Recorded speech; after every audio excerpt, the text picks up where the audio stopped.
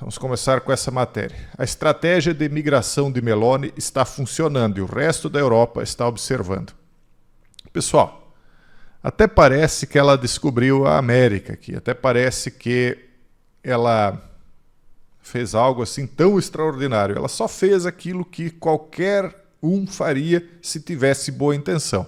Como os demais não tinham a boa intenção de fazer o que ela fez, né, então simplesmente não fizeram, né? Porque não tinha intenção. O que ela fez? O que é tão extraordinário assim que ela fez e que está resolvendo o problema migratório e que o resto da Europa está observando? Então, a breve introduçãozinha diz o seguinte: Giorgia Meloni, a primeira mulher primeira-ministra da Itália, conseguiu esta semana o que todos os demais falharam fatalmente em fazer com que seu esquema condenado em Ruanda funcionasse. Graças à sua determinação, a Itália se tornou a primeira nação europeia a transferir com sucesso migrantes ilegais para um país não pertencente à União Europeia. Sob o esquema de Meloni, migrantes pegos por navios da Marinha Italiana e da Guarda Costeira de pequenos barcos do Canal da Sicília serão transportados diretamente para a Albânia a 750 milhas de distância. Olha só que genial! Ela simplesmente não deixou as pessoas entrarem no país ilegalmente. Nossa, quem poderia pensar numa coisa tão inteligente, né? Eles não pisarão na Itália. É potencialmente uma virada de jogo, particularmente porque a fúria dos eleitores em toda a Europa força os políticos a fazerem algo para deter os migrantes ilegais. O plano agora está em operação e na quarta-feira o navio italiano Libra atracou no porto albanês de Shenzhen para desembarcar os primeiros migrantes destinados ao que os críticos de Meloni comparam a campos de concentração. O objetivo é acelerar até 3.000 requerentes de asilo por mês em duas estruturas construídas para esse fim e enviar o restante, a maioria, de volta aos seus países de origem.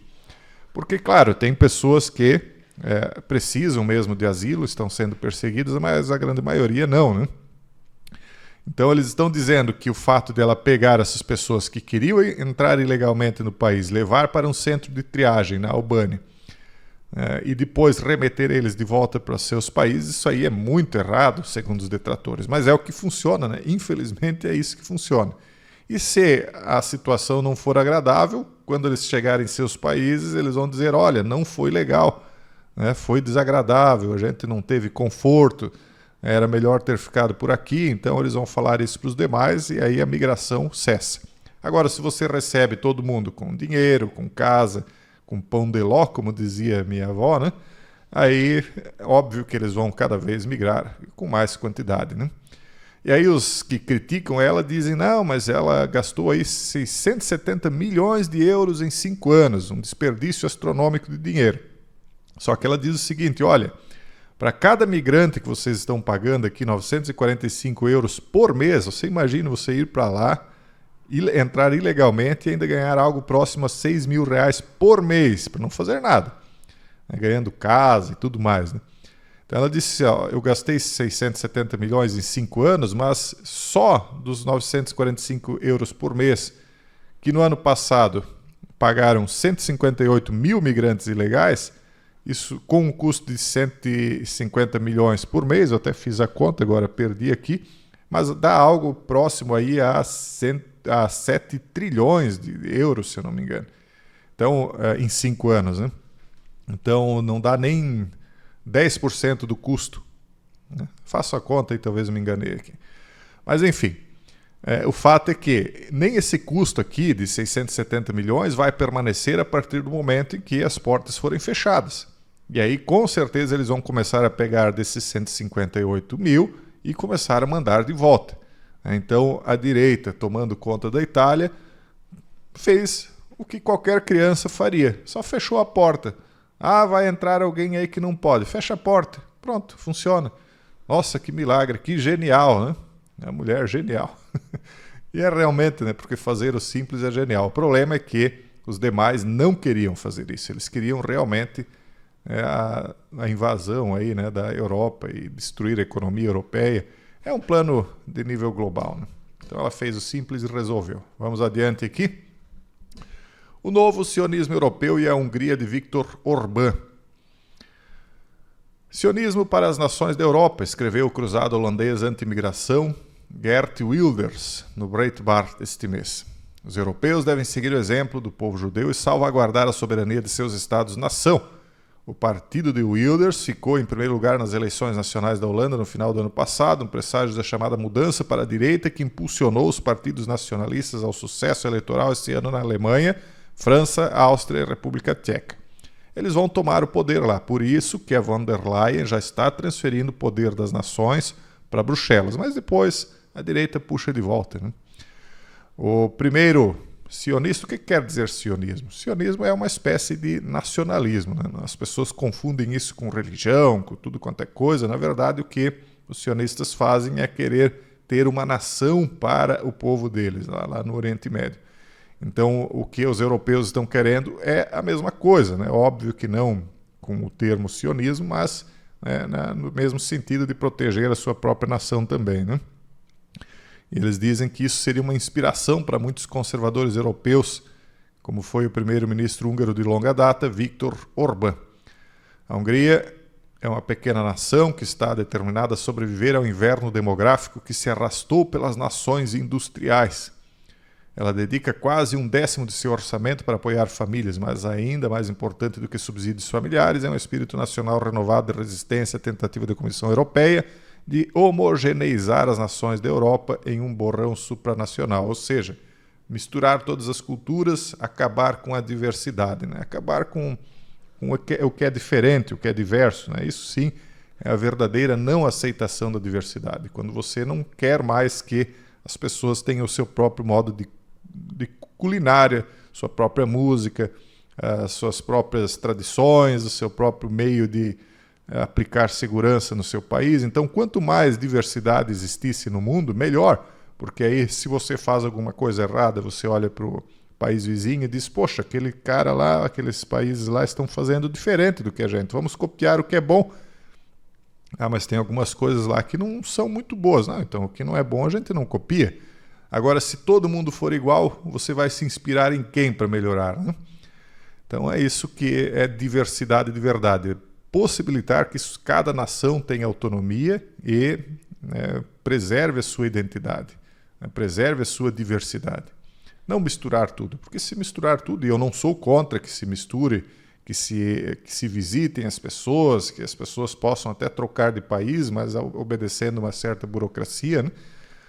Porque também não é assim, na sua casa você não quer que qualquer um entre.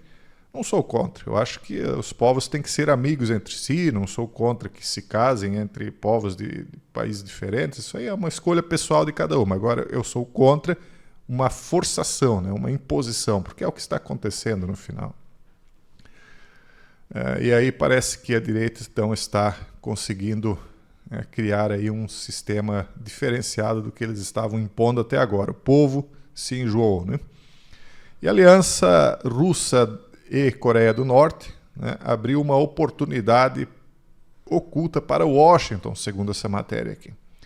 À medida que as tensões aumentam no Oriente Médio, com alguns pedindo a destruição do programa nuclear do Irã, dois outros adversários americanos estão sinalizando que estão cada vez mais preparados para recorrer aos seus arsenais nucleares.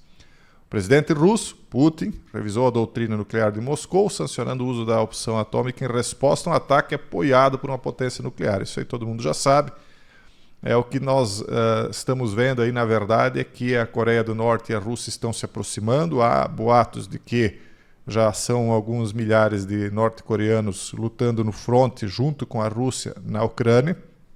Parece que há algum tipo de acordo acontecendo nesse sentido. E aí novos acordos estão sendo feitos e a Coreia do Norte, né, vocês sabem, é quase inexpugnável, né? Então esses acordos aqui vão permanecendo. Pessoal, logo eu respondo algumas perguntas de vocês. E aí aqui pergunta, por que a Rússia não acha mais que o Talibã é o vilão da história, né? Por quê? Porque agora a Rússia está se unindo contra todo e qualquer adversário dos Estados Unidos. Vocês sabem como foi a vergonhosa retirada que o Biden promoveu no Afeganistão, né? Expondo uma série de pessoas lá, eles deixaram equipamentos que tinham catalogados todos os aliados dos Estados Unidos no país, os adversários, quer dizer, deixaram tudo para o Talibã pegar nome por nome de qualquer um que tenha ajudado, né, o país. Aqueles aparelhos, vocês sabem, de identificação biométrica, a gente já falou sobre isso. Então você mirava o aparelho de identificação biométrica para uma pessoa e você identificava se ela era aliada ou não dos Estados Unidos. Imagine deixar isso na mão do Talibã. Se o Biden não é o maior agente pró, ou melhor, anti-Estados Unidos, eu não sei quem é, né? Não só ele, mas o pessoal todo dele, né? E aí, quando o Trump tenta fazer o país dele grande de novo, né, o forte novamente, o pessoal não quer, né? Por quê? Porque tem uma parte do americano que quer destruir a própria pátria, né? Parece que é isso, né? Essa é a impressão que se dá. E aí, nós vemos então um dos ministros do governo agora instalado do Talibã, né, porque eles instalaram um governo dentro do Afeganistão, pegaram lá todas aquelas armas e equipamentos que os Estados Unidos atabalhoadamente deixou para trás, né, se fortaleceram.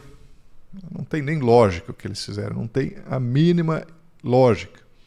Deixaram lá o Talibã super fortalecido lá no Afeganistão. Então, esse é o ministro do Talibã, ele tem acesso a pouquíssimos países, e um deles é a Rússia, né? Então, embora a grande parte da reunião, né, que aconteceu entre os dois tenha ocorrido a portas fechadas, por todos os relatos, foi um sucesso diplomático para o Talibã, óbvio, né? Imagine a abertura com um país poderoso como a Rússia. Por um lado, o governo russo anunciou que uma decisão havia sido tomada no mais alto nível para remover o Talibã da lista nacional de organizações dos malvadões.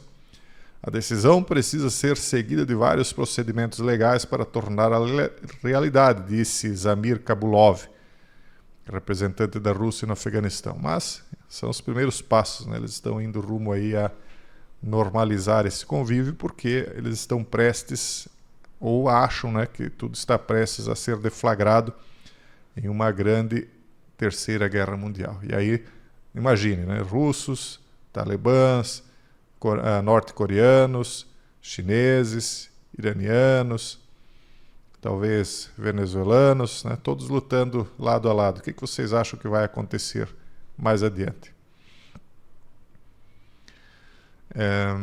Eu já respondo, pessoal, só um momentinho.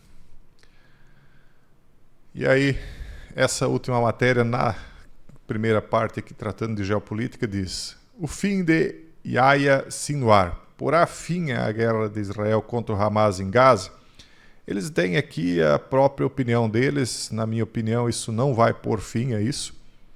Pelo menos não ao perigo, né, que Israel sofre. Talvez vai pôr fim ao perigo em Gaza, mas não ao perigo que Israel sofre, porque isso, na verdade, diz respeito também àquilo que nós acabamos de ver. Quem é que está se unindo?